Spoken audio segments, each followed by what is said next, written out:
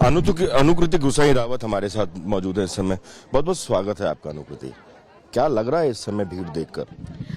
देखिए, बात सिर्फ भीड़ देखकर नहीं है। आज मैं आपसे कहना चाहती हूँ कि ये मेरे लिए एक सौभाग्य की बात भी है कि आज लैंसडाउन की एक बेटी होने के नाते, एक बहन होने के नाते मुझे इंडियन नेशनल कांग्रेस ने ये मौका दिया है कि मैं लैंसडाउन परिवार के लिए, अपने घर के लिए कुछ बेहतर कर पाऊं, कुछ परिवर्तन कर पाऊं। और आज जिस तरीके से जो प्यार और सम्मान और जो जन सैलाब आज मेरे समर्थन में उमड़ रहा है, उसके लिए मैं भावुक भी हूं कि आज वो परिवर्तन चाहते हैं। आज ये लड़ाई लैंसडाउन के अंदर सिर्फ अनुकृति गुसाई की नहीं है, ये लड़ाई आज मेरे हर एक भाई की है, हर एक बहन की है, हर एक व्यक्ति की, हर एक उस पूरी लैंसडाउन जनता की है जो परिवर्तन चाहते हैं, बदलाव चाहते हैं, जो बेहतर स्वास्थ्य सेवाएं चाहते हैं, बेहतर शिक्षा चाहते हैं, बेहतर रोजगार चाहते हैं। इन 10 सालों ने हमारी लैंसडाउन विधानसभा के अंदर सिर्फ विकास के गड्ढे बनाने का काम किया है।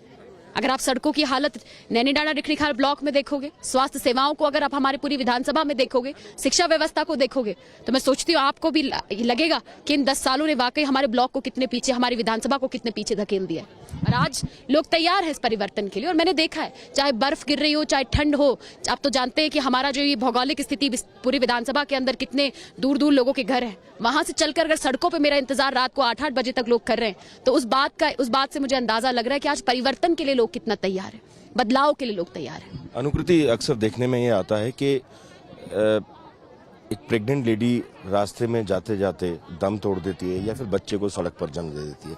महिला हैं, लड़की हैं, लड़ रही हैं। क्या लगता है, क्या जरूरत है उनकी और कैसे पूरी की जाएगी? देखिए, मैं कहना चाहती हूँ कि ये दुर्भाग्य की बात है। अगर मुझे नहीं लगता कि शायद बाहर इस चीज को इतना लोगों ने उस बातों की सुर्खियां भी बनती है। एक किस्सा मुझे ध्यान है जिस बात ने थोड़ी सुर्खियां भी पकड़ी। स्वाति ध्यानी एक लड़की थी जिसने रिखणीखाल ब्लॉक के अंदर प्रसव के दौरान अब उसकी मृत्यु हो गई। ऐसे बहुत से ना जाने कितने किस्से हैं जो बंद दरवाजों में गांव के अंदर दम तोड़ देते हैं। मैं आज आपसे कहना चाहती हूँ कि स्वाति ध्यानी एक लड़की नहीं थी। हमारी सम्मान है, एक महिला का सम्मान है। आप सोचिए, वो बहन किसी की भी बहन हो सकती थी, वो किसी की भी बेटी, किसी की भी बहू हो सकती थी। और खराब स्वास्थ्य सेवाओं के चलते उस खराब स्वास्थ्य सेवाओं के चलते उस बेटी ने हमारे बीच में नहीं रही। क्या ये जिम्मेदारी सरकार की नहीं थी? क्या ये जिम्मेदारी उस विधायक की नहीं है जिनको 10 साल चुन के विधानसभा के अंदर भेजा है? और ऐसी कितने ऐसे किस्से हैं जो आज तक जिन्होंने ना सुर्खियां पकड़ी, जो सिर्फ अपने गांव तक सीमित रह गए। मैं आज आपसे कहना चाहती हूँ, एक बहन होने के नाते, एक महिला होने के नाते, ये दर्द है मेरे दिल में कि मैं पहाड़ के अंदर, और अगर मैं लैंसडाउन विधानसभा की बात कर रही हूँ, तो अपने लैंसडाउन विधानसभा के अंदर अगर सबसे पहले कुछ ठीक करना चाहती हूँ तो स्वास्थ्य सेवाओं को बेहतर करना चाहती हूँ। क्योंकि मुझे मालूम है कि एक बहन, एक महिला होने के नाते सिर्फ प्रसव एक किस्सा नहीं है। बहुत सी बीमारियां, बहुत सी ऐसी दिक्कतें होती जो हमारी पहाड़ की बहनों को देखनी होती है। और उस संघर्षपूर्ण जीवन में भी अगर हम उनको अच्छी स्वास्थ्य सेवाएं ना दे पाए तो मुझे लगता है कि यह हमारे लिए दुर्भाग्यपूर्ण है। अनुकृति, आप चाहती तो बॉलीवुड की दुनिया को छोड़कर या मॉडलिंग की दुनिया को छोड़कर यहाँ नहीं आती, पर आप यहाँ पहाड़ में आ गए। क्या वजह लगी आपको? 2022 का देखिए, जब 2017 में मैं इंटरनेशनल पैजेंट करके आई थी, उस समय मेरे पास ये ऑप्शन था कि मैं चाहूं तो बॉम्बे चली जाऊं। मेरे पिताजी ने भी उस समय मुझसे कहा, डॉक्टर हरक सिंह रावत जी ने भी मुझसे कहा था कि तुम चाहती हो तो तुम्हारे पास दोनों ऑप्शन है। तुम अगर चाहती हो तो बॉलीवुड के अंदर जा सकती हो, फिल्मी दुनिया में जा सकती हो, मीडिया में जा सकती हो। और अगर तुम चाहती हो तो आज मैं चाहता हूं कि जिस तरीके से महिलाओं के आगे बढ़ाने का काम, युवाओं को रोजगार से जोड़ने का काम, उत्तराखंड को आगे बढ़ाने का काम अगर तुम करोगी तो जो आत्मसंतुष्टि तुम्हें मिलेगी वो कहीं नहीं होगी। और आज मैं आपसे कह रही हूँ कि इन 3 से 4 सालों के दौरान जो पूरे उत्तराखंड के अंदर मैंने अपनी संस्था की तरफ से महिलाओं को आगे बढ़ाने का काम किया, युवाओं को रोजगार से जोड़ने का काम किया, आज मुझे वाकई लगता है कि वो उन फोटो से जो मेरे, हो सकता है उन्होंने मुझसे उस दिन भी कहा था कि हो सकता है कि वो फोटो तुम्हारी उस अखबार में वैसे ना छपे, मैगजीनें तुम्हारे अखबार में वो फोटो ना छापे, लेकिन लोगों के दिलों में जो तुम्हारी फोटो होगी उस फोटो की कोई कीमत नहीं। और आज मैं आपसे कहना चाहती हूँ कि शायद उन्हीं का यह मार्गदर्शन रहा है कि जिस तरीके से मैंने उनको जनता के लिए समर्पित देखा है, पिताजी को, डॉक्टर हरक सिंह रावत जी को लोगों के लिए समर्पित होते देखा है। आज मुझे लगता है कि ये मेरा सौभाग्य है, मैं गर्व है मुझे इस बात पे कि पिताजी के सानिध्य मुझे मिला है, उनका ये राजनीतिक अनुभव जो आशीर्वाद के रूप में उन्होंने मुझे दिया है। और आज मेरी जिम्मेदारी है कि उनके इस आशीर्वाद को, उनके इस प्यार को, क्योंकि वो जनता के नेता, मैंने हमेशा कहा, आज मैं लोगों के, उन्होंने मुझसे एक बात और कही थी कि अगर तुम सामाजिक काम में जाना चाहती हो तो तुम किसी अमीर आदमी के साथ, बड़े आदमी के साथ खड़े हो ना हो, इससे फर्क नहीं पड़ता, लेकिन किसी असहाय व्यक्ति के साथ, किसी गरीब व्यक्ति के साथ जरूर खड़ा हो। और मैं आज आपसे कहना चाहती हूँ, मैं सोचती हूँ कि ये जो पूरा सिनेरियो बना है, ये मेरे लिए सौभाग्य है कि लैंसडाउन की बेटी होने के नाते आज मुझे अगर ये मौका मिला है कि मैं अपने घर की, अपने परिवार की सेवा कर पाऊँ, विधायक बन के विधानसभा में उनकी आवाज बन पाऊँ, तो मैं सोचती हूँ इससे ज्यादा गर्व की बात एक बेटी के लिए क्या हो सकती है। अनुकृति, मेरा आज के लिए आखिरी सवाल, मौत की दस्तक देखने को मिल रही है स्वास्थ्य सुविधाओं की वजह से हर घर में, क्या कैसे मौका निकालेंगे? देखिए, आज मैं आपसे कहना चाहती हूँ कि लैंसडाउन में आज परिवर्तन की आवश्यकता है। आज मैंने मन बनाया है कि सबसे पहले मैं स्वास्थ्य सेवाएं बेहतर करना चाहती हूँ। एक मल्टी स्पेशलिटी हॉस्पिटल में इस विधानसभा के अंदर बनाना चाहती हूँ, ताकि हमारे गाँव के लोगों को भी, हमारे पहाड़ों को, मैं आपसे कहना चाहती हूँ, मैंने परसों भी ये बात किसी जनसभा में कही कि जो वोट हमारे गाँव का व्यक्ति देता है वही वोट शायद रामनगर, श्रीनगर और इन सारी विधानसभाओं के लोग भी देते हैं। तो हमारे पहाड़ के लोगों से, हमारे लैंसडाउन विधानसभा के लोगों से इतना भेदभाव क्यों है? जब उनके पास अच्छी स्वास्थ्य सेवाएं हो सकती हैं, तो हमारे लैंसडाउन विधानसभा में अच्छी स्वास्थ्य सेवाएं क्यों नहीं हो सकती? अनुकृति, लेकिन आप तो नई नई इस क्षेत्र में आई हैं, आपका मुकाबला भाजपा के कद्दावर एक नेता से है, कैसे कर पाएंगे उनका मुकाबला? दिलीप सिंह रावत है सामने।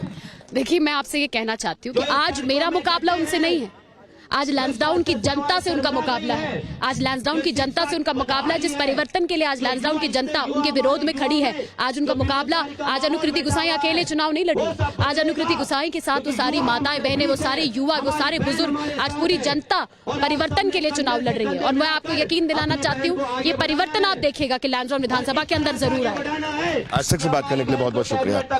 अनुकृति गुसाई से हमारी बात हुई, उनका साफ तौर पर कहना है कि वो इस क्षेत्र में दस्तक देना चाहती हैं, सामने वाले प्रत्याशी को हराकर यहाँ की स्वास्थ्य सेवाओं को ऊपर ले जाना चाहती हैं। जो लोग बेरोजगारी का दंश पिछले काफी सालों से झेल रहे हैं, उनको इस दंश से मुक्ति दिलाना चाहती हैं। कभी बीजेपी के कद्दावर मंत्री रहे हरक सिंह रावत की वजह से अब ये सीट हॉट सीट में तब्दील हो गई है। हम लैंसडाउन सीट की बात कर रहे हैं। यहाँ पर अनुकृति गुसाई रावत इस समय ताल ठोक रही हैं भाजपा के दिलीप सिंह रावत के खिलाफ।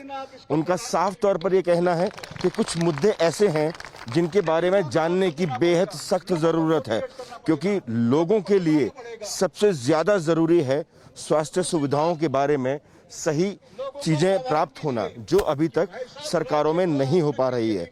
ऐसे में सिर्फ एक मुद्दा बेरोजगारी, इसके अलावा पलायन कैसे रुके और सही स्वास्थ्य सुविधाएं होंगी तो लोग यहाँ रहेंगे, लोग जीवन प्राप्त कर पाएंगे।